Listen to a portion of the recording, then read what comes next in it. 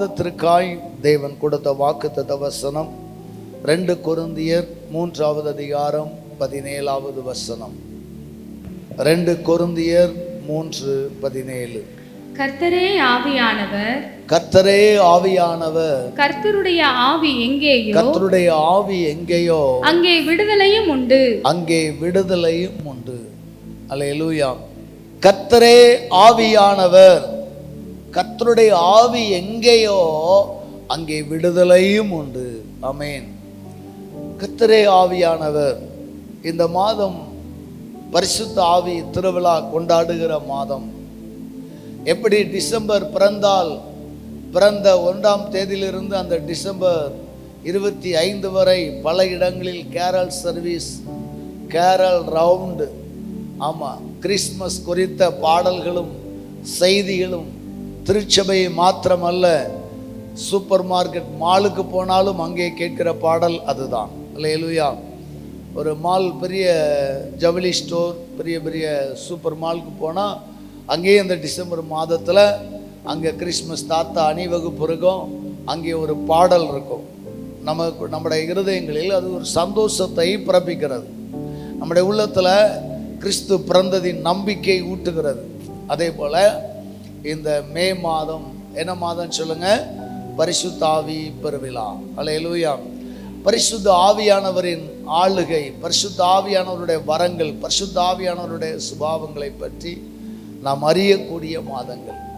இன்னைக்கு நாம் எல்லாம் ஒரு ஆவிக்குரிய சபையில் இருக்கிறோம். எங்கே இருக்கிறோம் சொல்லுங்க? ஆவிக்குரிய சபை. அப்படி நம்ம பெருமை பாராட்டுகிறோம். யாராவது கேட்டால் நாங்கள் ஒரு ஆவிக்குரிய சபை அல்லது பெண்டிகாஸ்ட். ஆனால் ஆவிக்குரிய சபையில் இருக்கிற மக்களில் எத்தனை பேர் ஆவியானவரை ஆழமாய் அறிந்திருக்கிறார்கள் என்றால் சற்று குறைவு தான். ஏதோ ஆவியானவரை குறித்த அறிவு என்னன்னா அந்நிய பாஷை, அவ்வளோதான் நம்ம நினைக்கிறோம். அந்நிய பாஷை பேசுகிறாங்க, இதுதான் ஆவியானவர், இதைத்தான் ஆவியானவர் செய்வார், இதுக்கு மேலே ஆவியானவர் என்ன செய்ய போகிறாரோ தெரியல, அப்படிங்கிற லெவலில் தான் மக்கள் இருக்கிறாங்க. ஆனால் உண்மை என்னன்னா, பரிசுத்த ஆவியானவருடைய பாடத்தை, பரிசுத்த ஆவியானவருடைய ஆக்டிவிட்டீஸ், அவருடைய ஊழியங்களை, அவருடைய செயல்களை, அவருடைய அபிஷேகத்தை படிச்சுக்கிட்டே இருந்தீங்களேன், ஒரு வருஷம் ஃபுல்லாக தியானிச்சுட்டே இருக்கலாம், அதுக்கு மேலே கூட தியானிக்கலாம். ஏன்னா அவ்வளவு ஆழங்கள் இருக்கிறது. ஒருவேளை சில பேர் கேட்பாங்க, வருகிற ஆராதனைக்கு புதிய விசுவாசிகள் வருவாங்க பாஸ்டர், மக்கள் சொல்லுவாங்க. சில நேரங்களில் மக்கள் கொடுக்குற ஆலோசனை என்னென்னா, புது விசுவாசி வருவாங்க, அவங்களுக்கு இந்த செய்தி பிரயோஜனமாக இருக்குமா? நான் சில ஸ்தோத்திர பண்டிகையில் கூட சில சத்தியங்களை பேசுவேன். அப்போ நம்முடைய பிரான்ச் ஊழியக்காரங்க, நம்ம உடன் ஊழியக்காரங்களே சொல்லுவாங்க, பாஸ்டர் இந்த சத்தியெல்லாம் புது விசுவாசிகளுக்கு யாருமா அப்படிம்பாங்க. புது விசுவாசி பழைய விசுவாசின்னு கிடையாது. கேட்கிறதற்கு காதுள்ளவன் எவனோ அவன் பாக்கியவான், அவனுக்கு ஏறும். திருந்தணும், வாஞ்சிக்கணும், கேட்கணும்னு யார் நினைக்கிறாங்களோ அவங்களுக்கு புரியும். அல்லேலூயா. புரியாத தன்மையில் யாரும் இல்லை. மது போதையில் இருக்கிறவங்களுக்கு மட்டும்தான் புரியாது. மற்றபடி நல்ல சுயநினைவாக இருக்கிற எல்லாத்துக்கும் எல்லா சத்தியமும் புரியும். ஒருவேளை இந்த திருச்சபைக்கு புதுசாக வந்து கொண்டிருக்கிறவர்கள் இருப்பீங்கன்னா, ஒருவேளை உங்களுக்கு இது விகற்பமாக தெரியாது, ஆரம்பத்தில் இப்படிப்பட்ட செய்தியை கேட்டீங்கன்னா நீங்கள் ஆவியில் வளருவீர்கள்.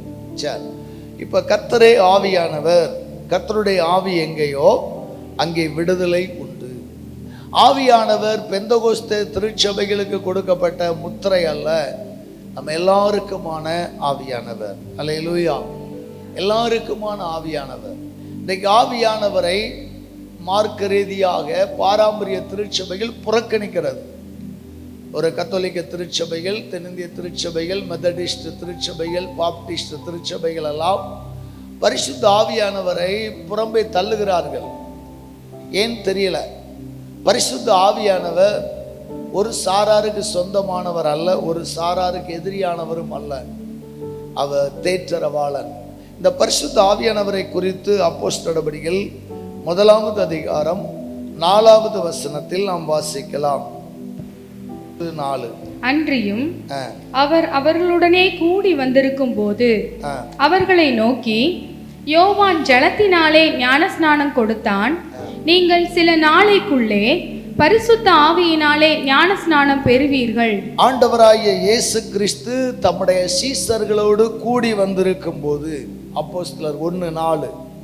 இயேசு கிறிஸ்து தம்முடைய சீஷர்களோடு கூடி வந்திருக்கும் போது, எப்படி கூடி வந்திருக்கும் போது, அவர் பாடுபட்டு மரித்து உயிர்த்தெழுந்து 50 நாட்களாக தேவன் அங்கே 40 நாளளவும் 1:3 பார்க்கிறோம், 40 நாளளவும் தம்முடைய சீஷர்களுக்கு தரிசனமானார். பின்பு அவர் எடுத்துக்கொள்ளப்படுகிற வேலை வருகிறது.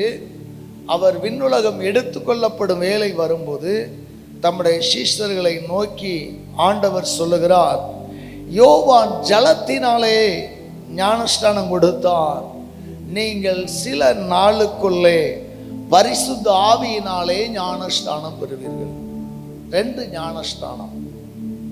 எல்லாரும் ஜலத்தினாலே ஞானஸ்நானம் பெற்றிருக்கிறீர்கள்.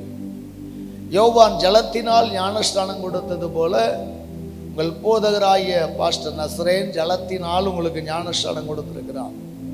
இது போதும் அப்படிங்கிறவங்க சந்தோஷமா இருந்துக்கிடுங்க. ஆனா ஆண்டவராய் இயேசு சொல்லுகிறார், நீங்கள் இன்னும் சில நாளுக்குள்ளே பரிசுத்த ஆவியினாலே ஞானஸ்நானம் பெறுவீர்கள். அல்லேலூயா. நீங்கள் இன்னும் சில நாளுக்குள் பரிசுத்த ஆவியானவராலே ஞானஸ்நானம் பெறுவீர்கள். எனவே நீங்கள் எருசலேமை விட்டு போகாதிருங்கள், என்னிடத்தில் கேள்விப்பட்ட பிதாவின் வாக்குத்தத்தம் நிறைவேற காத்திருங்கள் என்று கட்டளையிட்டார். அல்லேலூயா. காத்திருங்கள் என்று கட்டளையிட்டார். அன்பான தெய்வ பிள்ளைகளே, இப்படியாக சீஷர்கள் என்ன செய்தார்களாம்? காத்திருந்தார்கள்.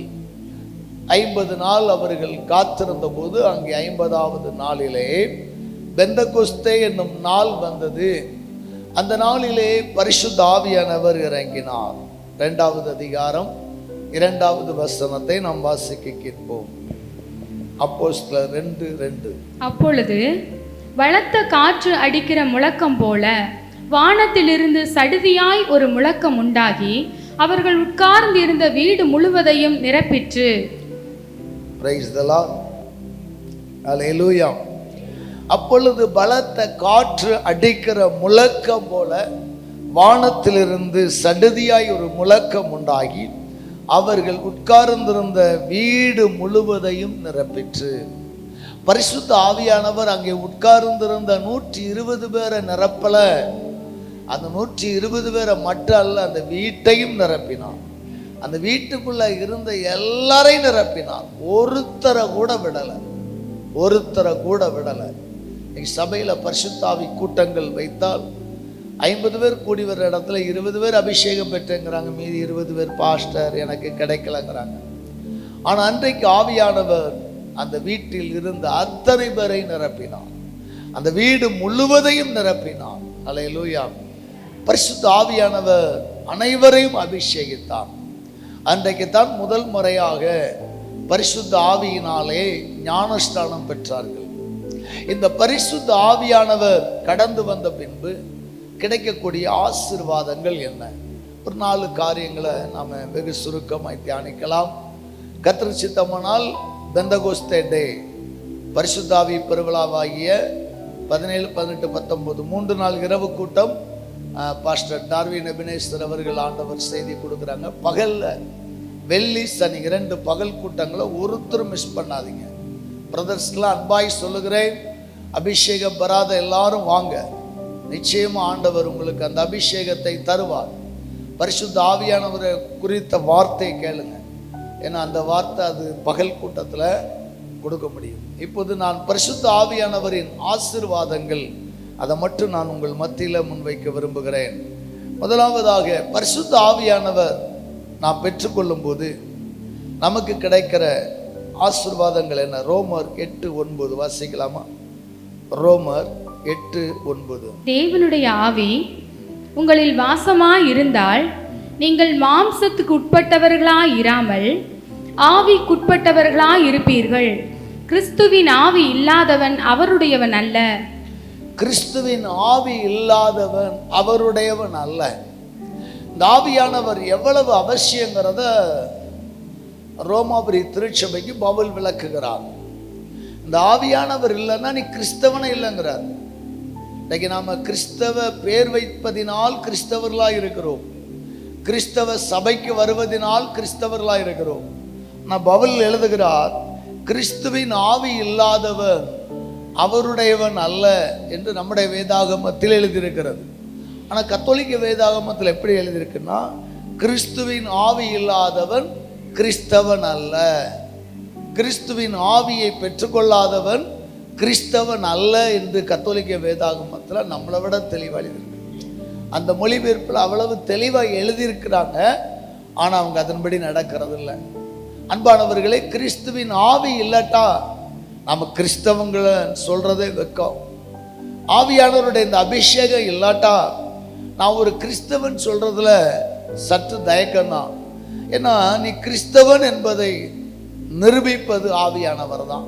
அல்லேலூயா. ஏன்னா ஆவியானவர் இறங்கினதுக்கு அப்புறம் தான் அப்போஸ்தலர்களுக்கு என்ன பேர் உண்டாயிற்று? கிறிஸ்தவர்கள் என்கிற பேர் உண்டாயிற்று. அதுக்கு முன்னாடி அவர்களுக்கு கிறிஸ்தவர்கள் என்கிற பேர் அல்ல, எபிரேயர்கள் அல்லது யூதர்கள் என்கிற பேர் தான் இருந்துச்சு. என்றைக்கு பெண்டிகாஸ்டல் டேல அபிஷேகம் பெற்று ஆவியில நிரம்பினாங்களோ, அதுக்கப்புறம் அபிஷேகம் பெற்ற கூட்டத்துக்கு பேர் என்ன பேரு? கிறிஸ்தவர்கள். அபிஷேகம் பெறாத கூட்டத்துக்கு என்ன பேரு? அவர்கள் எபிரேயர்கள் அல்லது யூத திருச்சபையினர், மரபு வழி திருச்சபையினர் என்று பேர். அப்ப என்றைக்கு பரிசுத்த ஆவியானவர் நம்மத்தில் இறங்குறாரோ, என்றைக்கு நீங்கள் பரிசுத்த ஆவியினால் ஞானஸ்நானம் பெறுறீங்களோ, அன்னைக்கு தான் நீங்க கிறிஸ்தவங்க அப்படின்னு பைபிள் சொல்லுது. அதனால இந்த ஆவியானவரை பெற்றுக்கொள்ள வாஞ்சியுங்கள். இந்த 50 நாள் ஜெபத்தில் நாங்கள் அதிகமாக ஜெபிக்கிறது தான், இந்த பெண்டிகாஸ்டல் டேல எல்லா மக்களும் அபிஷேகம் பெறணும், எல்லா மக்களும் பரிசுத்த ஆவியினால் நடத்தப்படணும் அப்படிங்கிறதான் ஜெபிக்கிறோம். ஆண்டவருடைய கிருபையினால அபிஷேகம் பெறுவது எப்படி, அபிஷேகத்தை பெற்றுக்கொள்ள என்ன செய்யணும், அபிஷேகத்தை பெற்றுக்கொள்வதின் அவசியத்தை சொல்லி வெள்ளிக்கிழமையில் அபிஷேகத்தில் நடத்தணும்னு ஆவியானவர் திட்டம் வைத்திருக்கிறார்.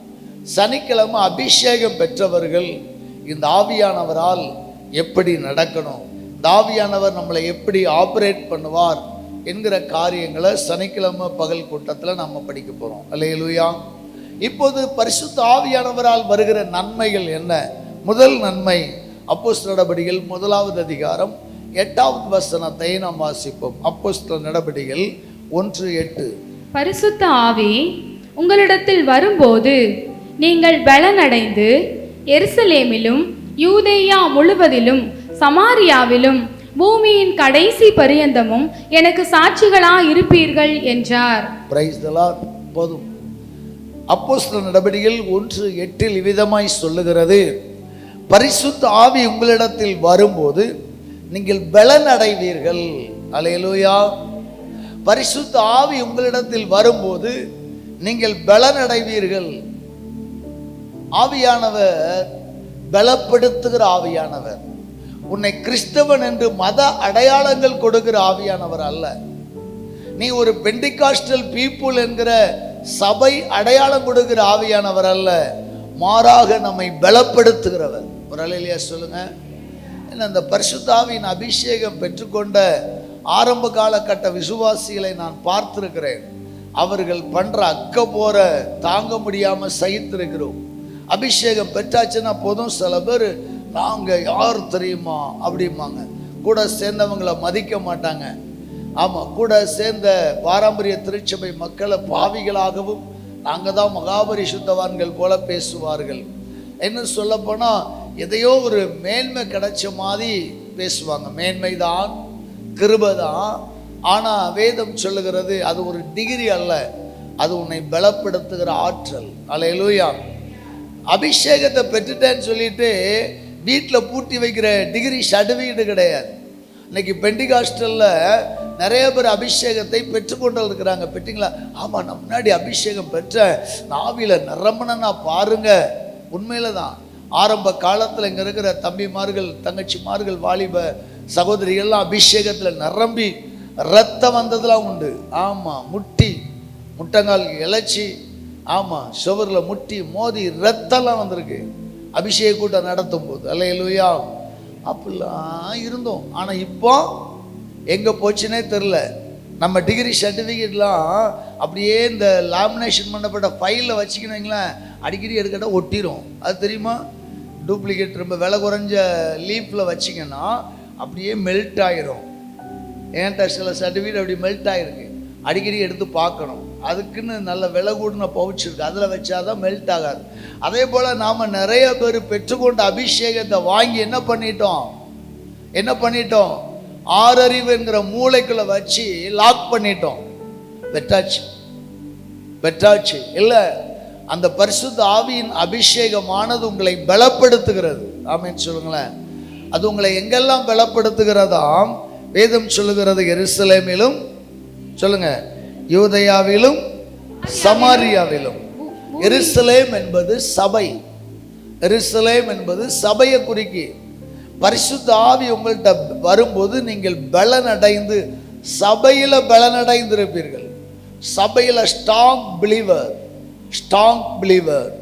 என்ன நெருக்க வந்தாலும் அபிஷேகம் பெற்ற தேவனுடைய பிள்ளையே இந்த சர்ச்சை விட்டு போகக்கூடாது. அதான் ஸ்ட்ராங் பிலீவர். அபிஷேகம் உன்னை சபையில் பலப்படுத்துகிறது. நீ சார்ந்திருக்கிற சபை, உனக்கு ஜீவன் தந்த சபை, உன்னை வாழ வைத்த சபை, பைத்தியத்திலிருந்து உன்னை தெளிவு பெற பண்ணி ஜீவனை கொடுத்த சபையில் சாட்சியா இருக்கணும், ஸ்ட்ராங்கா இருக்கணும். இந்த சபைக்கு ஒரு முன்மாதிரி உள்ள விசுவாசியா இருக்கணும். எப்போது? பரிசுத்த ஆவி உன்கிட்ட வரும்போது நீ பலனடைங்க. இன்னைக்கு பரிசுத்த ஆவியானவரை தொட்டு விட்டதுனால பெற்றுக்கொண்டு மறந்ததுனால, பெற்றுக்கொண்டு அதுக்கப்புறம் அனுபவிக்காததுனால சபையிலங்கிற ஒரு பிடிப்பு இல்லாமல் போகுது. அப்போஸ்தலர்களை குறித்து நாம் பார்க்கிறோம், அவர்கள் சிதறப்பட்டார்கள். சபைக்கு நெருக்கம் வந்துச்சு. சிதறி போனவர்கள் எங்கும் தெரிந்து என்ன செஞ்சாங்களாம்? சுவிசேஷத்தை பிரசங்கம் பண்ணாங்க. ஒரு அலையிலேயே சொல்லுவோம். நெருக்கம் வந்துச்சு, சபையில துன்பம் வந்துச்சு. சபையை துன்புறுத்துறதுக்கு ஒரு சவுல் எழுப்புறான், என்ன அதிகாரிகள் எழுப்புறாங்க. சபை சிதறடிக்கப்படுது. ஆனா பைபிள் சொல்லுது, சிதறி போனவங்க எங்கும் தெரிந்து சபைகளை ஸ்தாபித்தார்கள். அப்படி ஸ்தாபித்ததுதான் சமாரியா பட்டணத்துல பிலிப்பு மூலமாய் திருச்சபை ஸ்தாபிக்கப்பட்டது. என் அன்பான தேவ பிள்ளையே, இந்த சபையை விட்டு நீ போறதா இருந்தா ஒன் ஆஃப் த பாஸ்டரா போ. இந்த சபையை விட்டு நீ வெளியே போற அந்த அடுத்த லெவலுக்கு போ. நான் சந்தோஷப்படுகிறேன். 10 ஆண்டுகள் விசுவாசியா இருந்தேன். 11வது ஆண்டில் நான் ஒரு வீட்டு சபை ஆரம்பிக்கிற பாஸ்டர். எங்க வீட்டில் நான் ஒரு ஷெட்டு போடுறேன். இல்லை, எனக்கு தெரிஞ்ச கிராமம் இருக்கு, ஆலயம் இல்லாத கிராமம் இருக்கு, அங்கே ஒரு ஷெட்டு போட்டு நான் ஊழியம் செய்ய விரும்புகிறேன், என்னை ஊக்குவியுங்கள், என்னை நடத்துங்க. அப்படி போகணும். அப்படிதான் ஆதி சபை போனது. ஏனென்றால் அவர்கள் பலன் அடைந்தார்கள். ஆமென் சொல்லுங்களேன். 2வதாக யூதேயாவிலும். அடுத்து எங்க சாட்சியா இருப்பீங்க? யூதேயாவில். யூதேயா என்றால் உங்கள் சொந்த குடும்பங்கள், சொந்த தேசம், சொந்த கோத்திரத்தில் நீங்கள் பலனடைந்திருக்கணும். பரிசுத்த ஆவி பெற்றுக்கொண்டது அந்நிய பாஷை அடையாளங்களாக மாத்திரம் அல்ல, நீங்கள் உங்கள் குடும்பத்தில் சாட்சியா இருக்கணும்.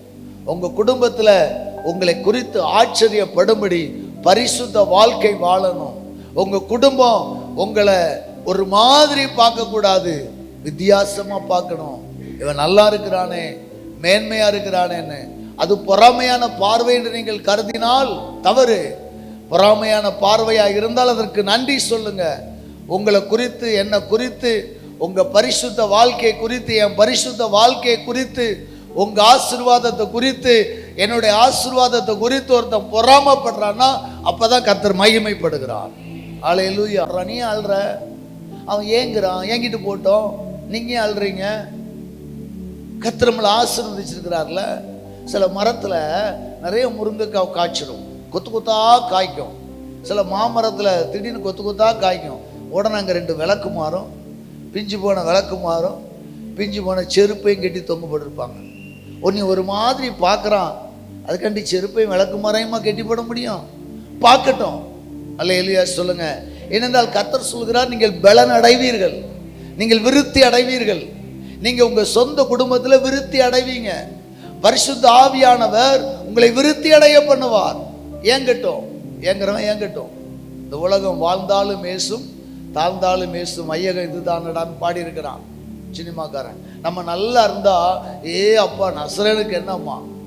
நான் ஒரு ஓட்ட சைக்கிளில் போனால் சொல்லுவான் பாரு 30 வருஷம் ஊழியம் செஞ்சு ஒன்றும் இல்லாமல் ஒரு ஓட்ட சைக்கிளில் ஓட்ட காரில் போகிறான் பாருமா, ஓட்ட காரில் போகிறான்னு சொல்லி பேசுவான். நல்ல இன்னொரு இனோவா கிறிஸ்டா வாங்கிட்டேன்னா, இல்லை இனோவா ஃபார்ச்சுனர் வாங்கிட்டேன்னு வைங்களா, அப்பா இவனுக்கு என்னப்பாம்மா. நம்ம நல்லா இருந்தாலும் பேசத்தான் போகிறான், நம்ம தாழ்ந்து போனாலும் பேசத்தான் போகிறோம். உலகத்தை பாராதீங்க. யூதயாவில் உங்கள் குடும்பத்தில் நீங்கள் சாட்சியா இருங்க. கர்த்தர் உங்களை ஆசீர்வதிக்கணும். ஆவியானவர் உங்கள் சொந்த குடும்பத்தில் உங்களை மேன்மைப்படுத்துவார், மேன்மைப்படுத்துவார்.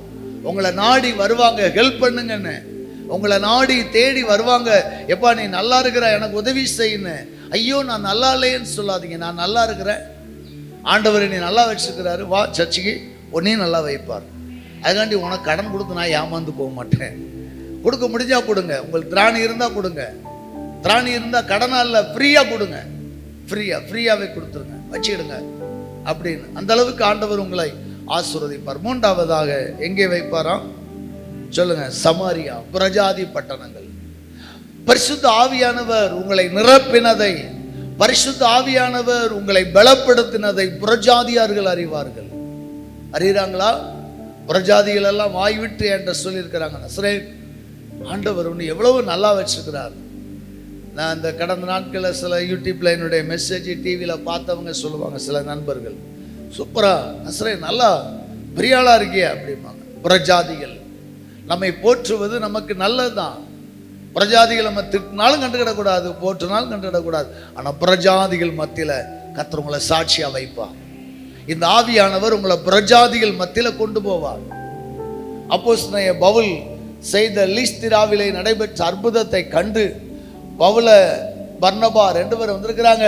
அங்கே பார்த்தீங்கன்னா மாலையை போட்டு என்ன ஒரு மாடு எருதை கொண்டு வந்து வெட்டி பலி செலுத்துறதுக்கு வராங்க. எப்படி சொன்னாங்க தெரியுமா? தேவர்கள் இறங்கி வந்திருக்கிறார்கள். ஒரு அலையிலேயே சொல்லுவோமா? அப்போஸ்தலர்களை பார்த்து என்ன சொல்றாங்க? தேவர்கள் இறங்கி வந்திருக்கிறாங்க. நீங்களும் நானும் தேவர்கள், மறந்துடாதீங்க.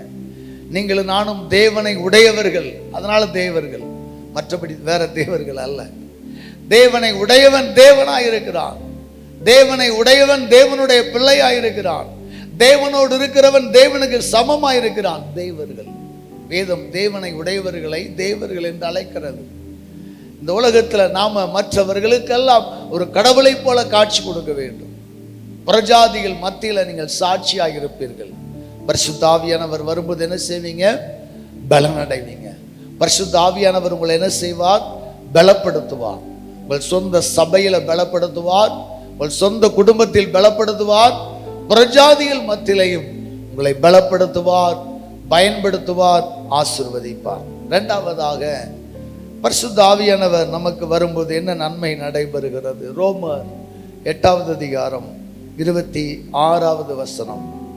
அந்தபடியே ஆவியானவரும் நமது பலவீனங்களில் நமக்கு உதவி செய்கிறார். நாம் ஏற்றபடி வேண்டிக் கொள்ள வேண்டியது என்னதென்று அறியாமல் இருக்கிறபடியால் ஆவியானவர் தாமே வாக்கு கடங்காத பெருமூச்சுகளோடு நமக்காக வேண்டுதல் செய்கிறார். பிரைஸ் காட், அல்லேலூயா. அந்தபடியே ஆவியானவரும் நமது பலவீனங்களில் நமக்கு உதவி செய்கிறார்.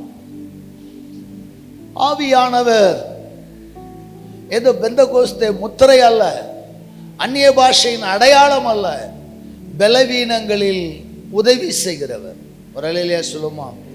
பலவீனங்களில் உதவி செய்கிறவர். பிரதர் சிஸ்டர், ஆவியானவர் நம்முடைய பலவீனங்களில் உதவி செய்கிறவர். ஆவியானவர் என்பவர் நம்முடைய ஸ்பிரிச்சுவல் லைஃப், நம்முடைய ஆவிக்குரிய வாழ்க்கைக்கு துணையாயிருக்கிறவர் மட்டுமல்ல, மாறாக உங்கள் சரீரங்களில், உங்கள் ஆத்துமாவிலே காணப்படும் சகல சோர்வுகளின் மத்தியில், சகல சரீர பலவீனங்கள் மத்தியில் உதவி செய்வார். அல்லேலூயா.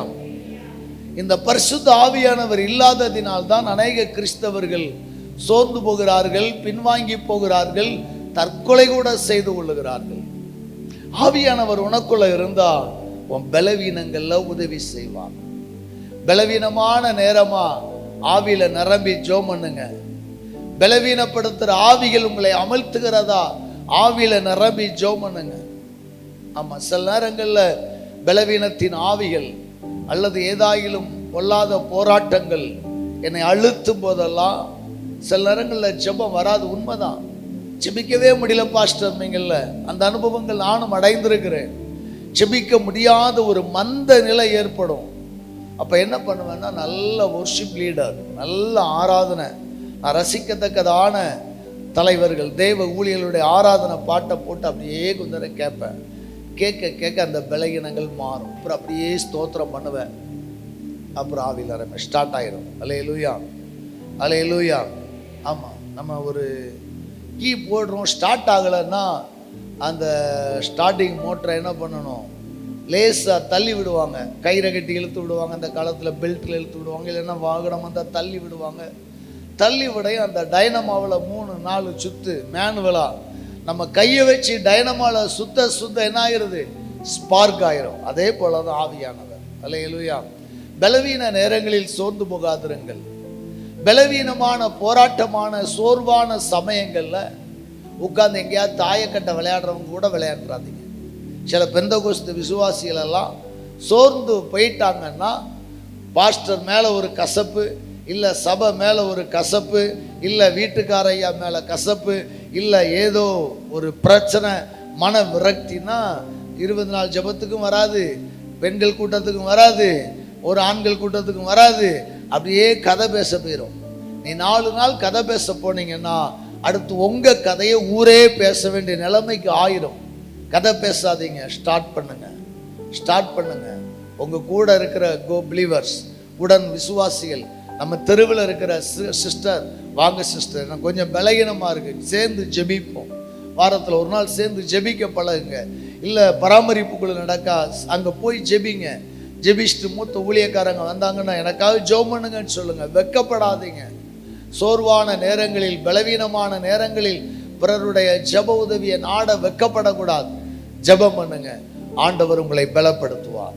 சரீரங்களில் பலன் தருகிற ஆவியானவர், பலன் தருகிற ஆவியானவர், நம்முடைய பலவீனங்களில் நமக்கு உதவி செய்கிறவர். அடுத்தபடியா 27 பார்க்கிறோம், ஆவியானவர் தேவனுடைய சித்தத்தின்படியே பரிசுத்தவான்களுக்காக வேண்டுதல் செய்கிறபடியால் இருதயங்களை ஆராய்ந்து பார்க்கிறவர் ஆவியின் சிந்தை இன்னதென்று அறிவார். அல்லேலூயா. அங்க 26-27 அடுத்து சொல்லப்படுகிறது, உன் பலவீனத்துல எப்படி ஜெபிக்கணும்னு தெரியாது தெரியுமா? சோர்வான சமயங்கள்ல ஜெபம் வராது சிஸ்டர். சோர்வான சமயங்கள்ல ஜெபம் பண்ண முடியலன்னு 4 நாள் படுத்தியன்னா 40 நாள் படுக்க வச்சிடுவான் பிசாசுனை. 40 நாள் படுக்க வச்சிடுவான். அப்பதான் தேவை நமக்கு ஒரு உந்து சக்தி. நம்முடைய டைனமாவை ஆப்ரேட் பண்ற ஆண்டவராய் இயேசு கிறிஸ்துவின் ஆவியானவர் இருக்கிறார். தூய ஆவியானவரை குறித்து வேதம் சொல்லுகிறது, நாம் ஏற்றபடி வேண்டிக் கொள்ள வேண்டியது இன்னதென்று அறியாமல் இருக்கிறபடியால். உங்களுக்கு ஜெப குறிப்பே தெரியாது. சில நேரம் எதுக்கு ஜெபிக்கணும்னே தெரியாது தெரியுமா? சில நேரங்களில் நாம் எதுக்கு ஜெபிக்கணும்னே தெரியாம பாரம்பரியமாய் ஒரு ஜெபம் செய்வோம். ஆண்டவரே என்னை பரிசுத்தப்படுத்தும், என் பிள்ளைகளை பரிசுத்தப்படுத்தும், ஆண்டவரே என் தொழிலை ஆசீர்வதியும், என் வியாபாரத்தை ஆசீர்வதியும், எங்க பாஸ்டர் ஆசீர்வதியும், எங்கள் சபையை ஆசீர்வதியும். ஆனா உனக்குள்ள ஒரு மறைவான பிரச்சனை இருக்கு, உங்களுக்குள்ள ஒரு கட்டு இருக்கு. உங்க மறைவாக, உங்களுக்கு மறைவாக சத்துரு இருந்து பலகீனப்படுத்திட்டு இருக்கான். ஆனா அவனை அறிய முடியாம நீங்க எதுக்கெல்லாமோ ஜெபம் பண்றீங்க. உதாரணமாய் சில நேரங்களில் பில்லி சூனியத்தின் ஆவிகள் உங்க சரீரத்தை தாக்கும், உங்க சிந்தையை தாக்கும். நீங்க அதை அறியாம, ஆண்டவரே எனக்கு கால்வலிக்கு, ஆண்டவரே கால்வலிக்கு, ஆண்டவரே மாத்திரை போட்டு கேட்கல, ஆண்டவரே.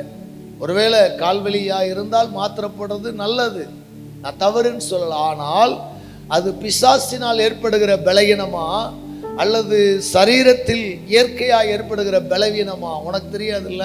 அதனால தான் அந்நிய பாஷையில பேசுகின்றார். அந்நிய பாஷையில டங்ஸ்ல பேசும்போது என்ன நடக்குன்னா, ஆவியானவருக்கு தெரியும் இது என்ன பிரச்சனை, இது மேல்படியா கொண்டு வந்த பிரச்சனையா, உன் எலும்பு தேய்மானமா மூட்டு தேய்மானமான்னு தெரியும்.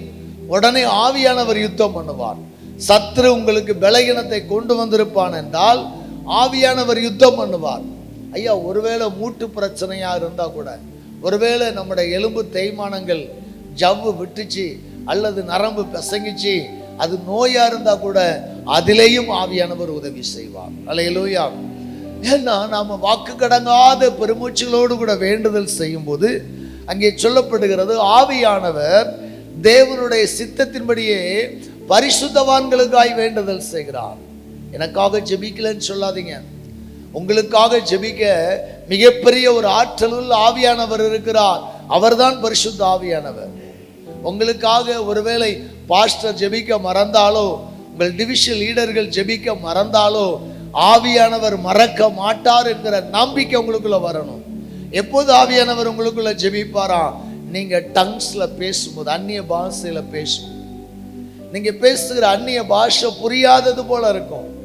இதை பேசுறதுனால ஒன்றும் புரியலையே, புரிய வேண்டாம், அது உனக்கு புரியாது. அது பரலோக தூதருடைய பாஷை.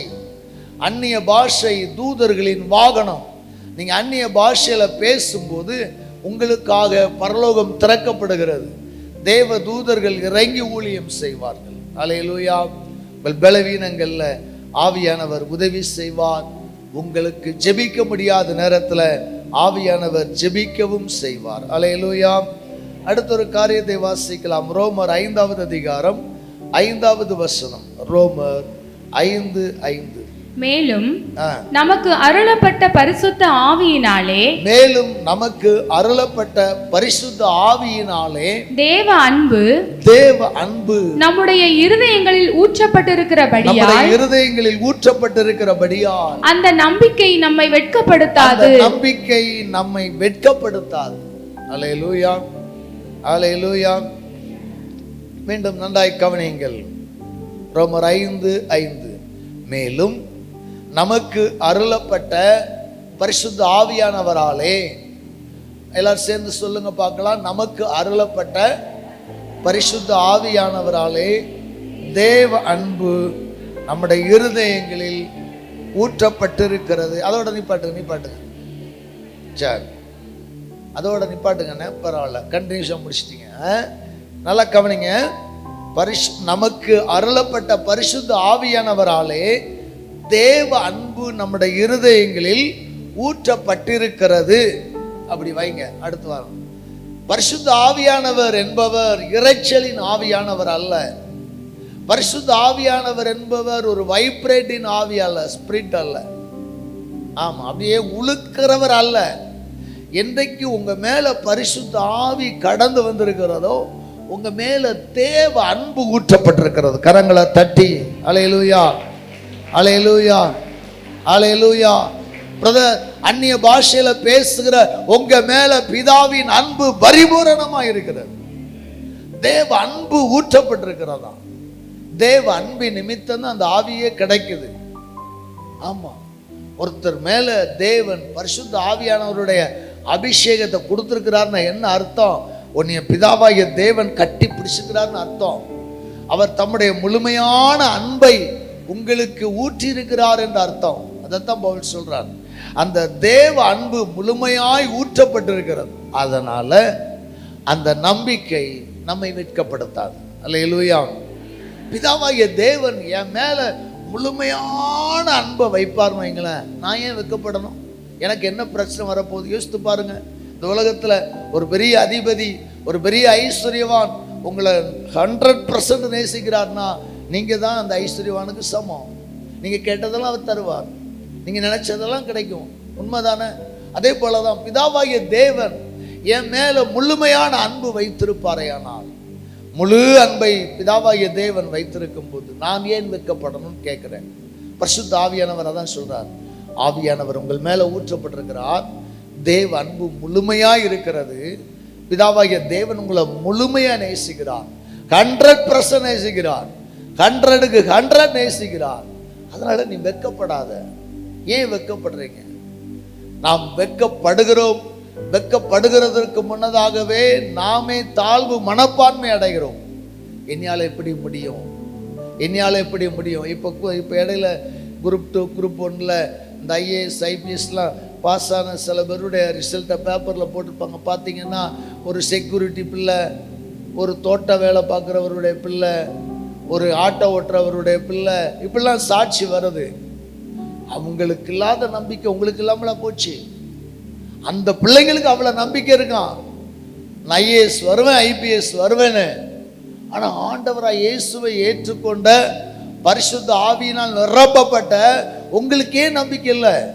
நம்புங்கள், ஆவியானவர் ஏதோ கடந்து போகிறவர் அல்ல. ஆவியானவர் ஏதோ 2 லாங்குவேஜ் கொடுத்து பேச செய்கிறவர் மட்டும் அல்ல.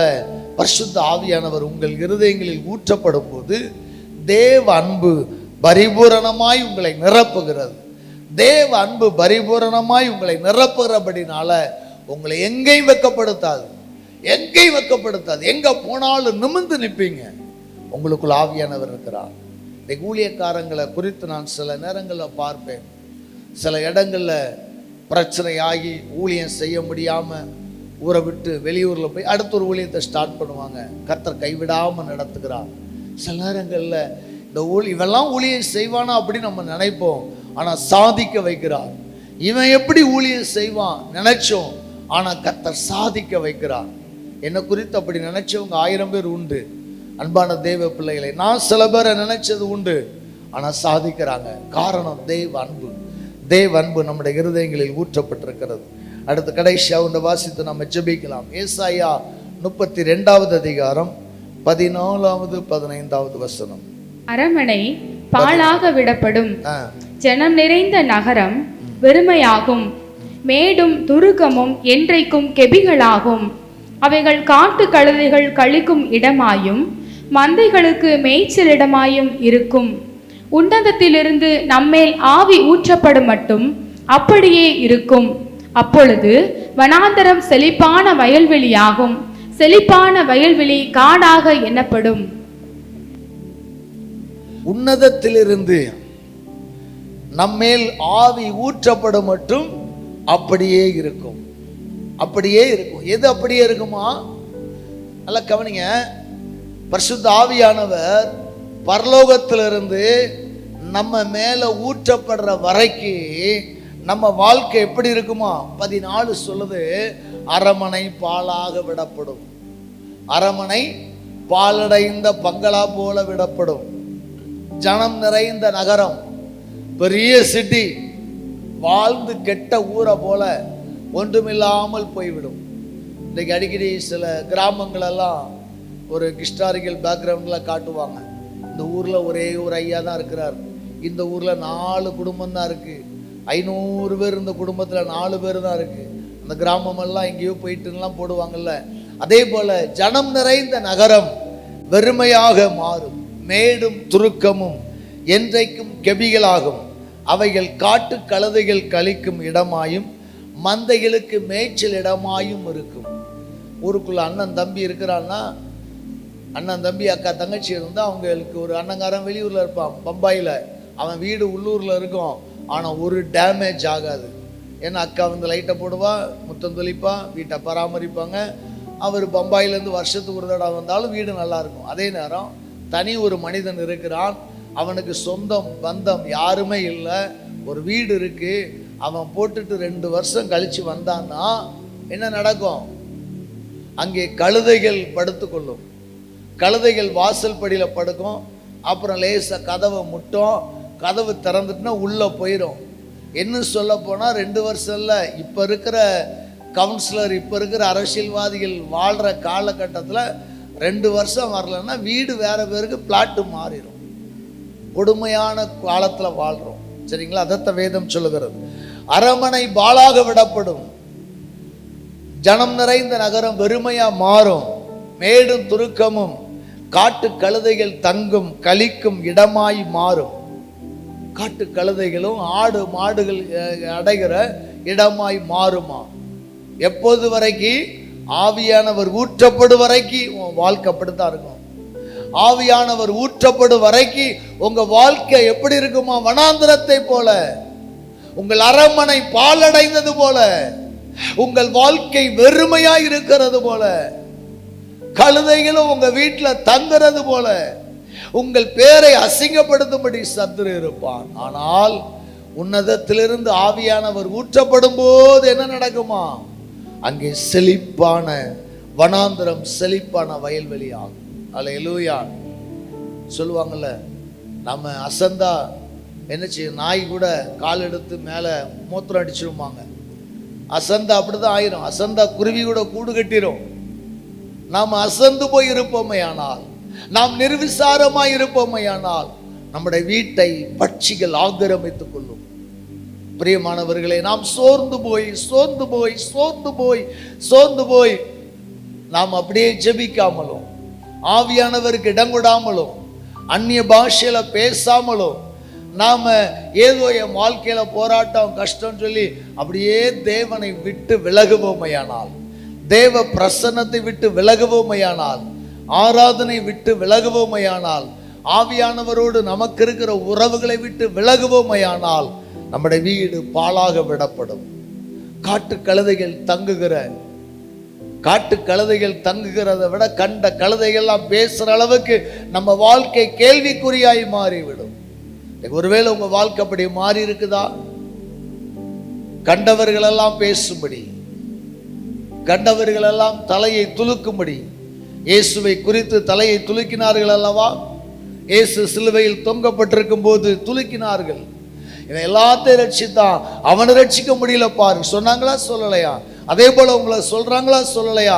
நம்மளை சொல்லுவாங்க. நாம தரம் தாழ்ந்து போகும்போது, வியாபாரத்திலோ வேலையிலோ பிஸ்னஸ்லோ குடும்பத்திலோ ஏதோ ஒரு கஷ்டம் அடையும் போது நம்மளையும் சொல்லத்தான் செஞ்சிருப்பாங்க.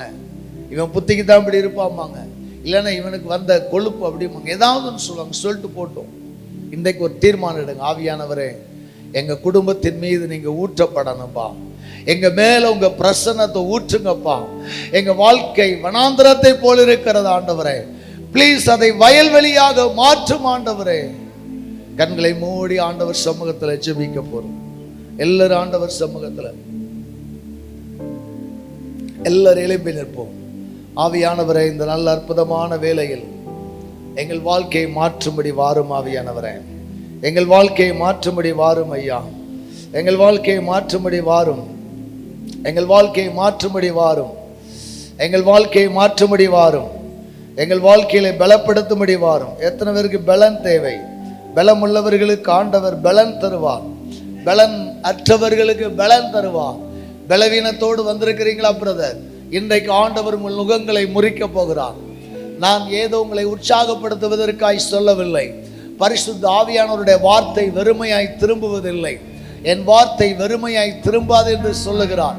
பரிசுத்த ஆவியானவரை குறித்து நான் பிரசங்கிக்கும் போது பரிசுத்த ஆவியானவர் உற்சாகம் அடைகிறார்.